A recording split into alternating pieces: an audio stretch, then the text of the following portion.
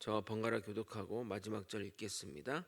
그들 중에 남의 집에 가만히 들어가 어리석은 여자를 유인하는 자들이 있으니 그 여자는 죄를 중히 지고 여러 가지 욕심에 끌린 바 되어 항상 배우나 끝내 진리의 지식에 이를 수 없느니라. 얀네와 얀브레가 모세를 대적한 것 같이 그들도 진리를 대적하니 이 사람들은 그 마음이 부패한 자요 믿음에 관하여는 버림을 받은 자들이라.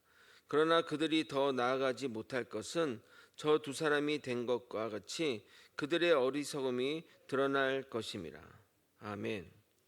사도 바울은 말세에 나타날 인간의 타락한 본성 19가지를 언급하며 그러한 것에서 돌아서라고 말하면서 타락한 본성으로부터 고통받을 때가 올 것을 이야기합니다.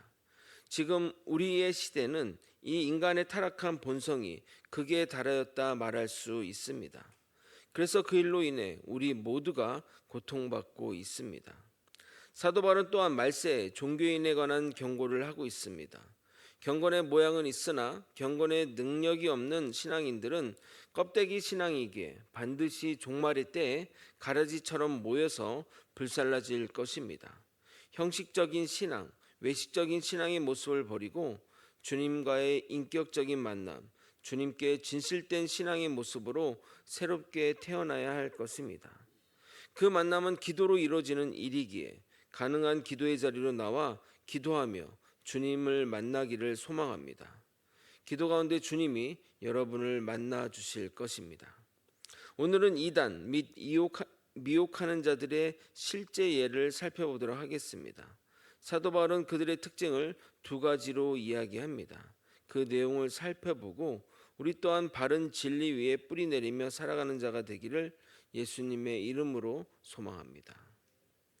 당시 에베소 교회는 가가호 집을 방문하며 가만히 들어가 사람들을 미혹하는 무리가 있었나 봅니다. 요즘에 여호와 증인들이 하는 것처럼 말입니다. 그들이 접근하는 대상은 어리석은 여자였습니다. 6절 상반절만 읽겠습니다. 그들 중에 남의 집에 가만히 들어가 어리석은 여자를 유인하는 자들이 있으니, 아니 접근하는 사람이 그 사람이 어리석은지 아닌지 어떻게 알겠습니까? 그런데 접근하는 대상을 어리석은 여자로 규정하니 요즘 시대는 여성을 비하는 표현이 될 수 있지만 당시 여성들이 교육을 받을 기회가 거의 없었기에 남자들보다 여자들을 유인하는 것이 쉬운 것은 사실입니다. 오히려 여성들은 교육의 기회가 없었기에 무엇인가 새로운 것을 가르쳐 준다면 귀를 열고 들었습니다. 기록에 따르면 당시 귀족 집안의 여인들이 비슷한 귀족 부인들을 초대하여 철학자나 예술가를 집으로 모시고 이야기를 들었던 관습도 있었다고 합니다. 그런데 그런 여성들의 배움의 욕구를 역으로 이용하여 이단 사설을 전하는 역할을 하는 이들이 정죄받아 마땅하나 본문에는 여성들의 잘못으로 언급되고 있습니다. 6절 후반부와 7절입니다. 그 여자는 죄를 중히 지고 여러 가지 욕심에 끌린 바 되어 항상 배우나 끝내 진리의 지식에 이를 수 없느니라. 왜 여성들의 문제를 지적하느냐? 여성들이 물불 안 가리고 배우려는 그 욕구의 그 근원에는 인정받으려는 욕심, 박식하다는 평을 듣고 싶은 욕심, 자신의 집을 방문한 남성들이 자신을 주목해 주기를 바라는 욕심에서 비롯된 것이기에 그것을 문제 삼는 겁니다. 그러한 것을 아무리 많이 배운다 할지라도 같은 결론에 이를 수밖에 없습니다. 그래서 그 여인들은 자신의 욕심을 쫓은 결과로 죄에 짓눌려 있게 되는 겁니다. 그리고 아무리 그것을 배운다 할지라도 그것은 진리가 아니기에 진리의 지식에는 일절 갈 수 없습니다. 그 대표적인 예로 모세의 때에 얀네와 얀브레를 예로 들고 있습니다. 8절 전반부만 읽겠습니다. 얀네와 얀브레가 모세를 대적한 것 같이 그들도 진리를 대적하니. 얀네와 얀브레는 아람어로 뜻이 유혹하는 자, 반란을 일으키는 자라는 의미입니다. 이것이 그들의 실제 이름인지는 모르나 성경에는 이곳에만 이 이름들이 언급되어 있어 확인할 수 없습니다. 그럼 이들은 누구일까요? 다행히 유대 문헌 중에 외경인 요나단 탈굼에서 그들의 이름이 나옵니다.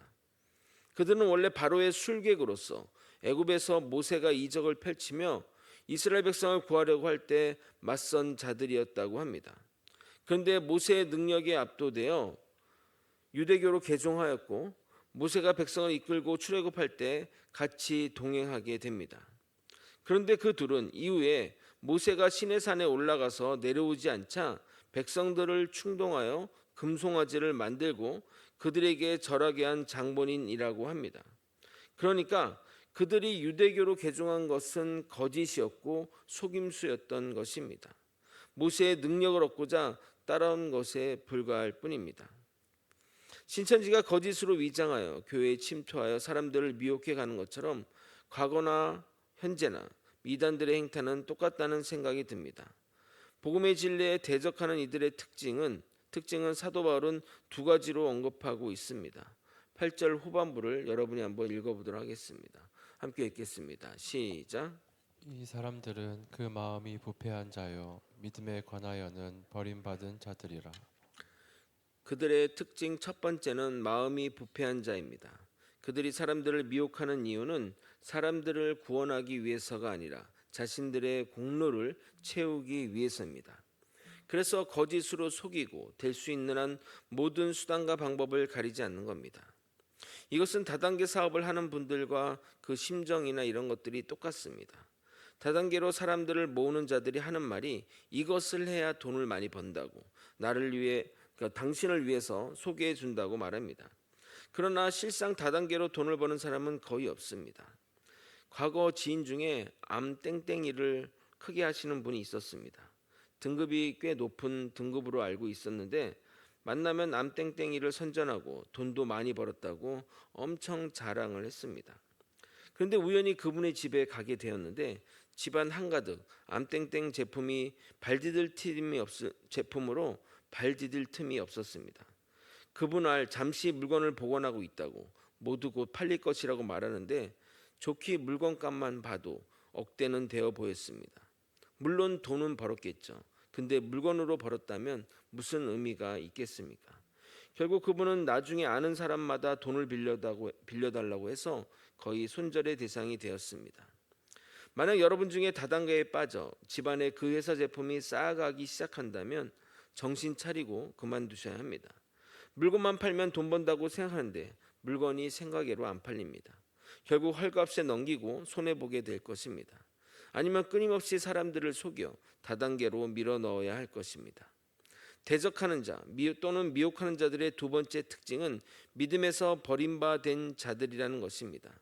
믿음에서 버림받았다는 말은 그들이 믿음을 버렸다는 말이 아니라 믿음의 기준에 탈락하여 인정받지 못했다는 말입니다.